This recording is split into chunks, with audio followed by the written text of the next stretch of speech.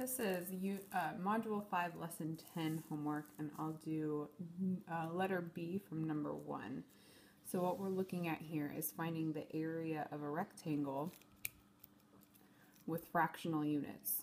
So we can see here that these units aren't inches or feet or anything that we normally see. They're just units. So they could be anything. So we have 2 whole units and then 1/4 of a unit.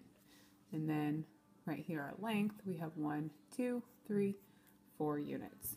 So we could say that this is 4 units long and 2 1/4 units wide.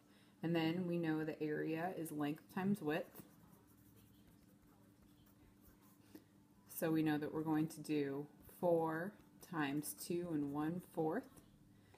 And then in order to multiply this, we need to take this 2 1/4 and turn it into an improper fraction.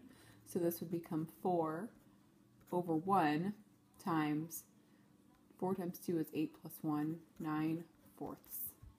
We can simplify here to make that 4 goes into 4 once, 4 goes into 4 once, 1 times 9 is 9, 1 times 1 is 1. The area of this rectangle is 9 units squared, and it's important to notice that it's units squared because we multiplied units times units to get units squared. And the next one is doing the same thing, but it gives you the measurements and you need to come up with the rectangle. The last one is number 3. I think the other two are fairly easy, at least the problems that ones in class today went fairly well. Number 3 is a garden box has a perimeter of 27 1/2 feet. If the length is 9 feet, what is the area of the garden box? So I tell the kids to always start off by drawing themselves a diagram, and we know that the length is 9, so each of those sides is 9.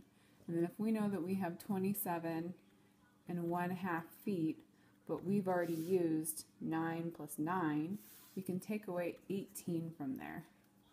So 27 1/2 minus 18 is going to be, we're going to subtract our whole numbers. So we have 9 minus 1/2 is 8 1/2. So we know we have between here and here we have 8 1/2. So if we have 2 side lengths that together equal 8 1/2, I know that I can take 8 1/2 and divide it by 2. So I know that 8 divided by 2 is 4. 1/2 divided by 2 is 1/4.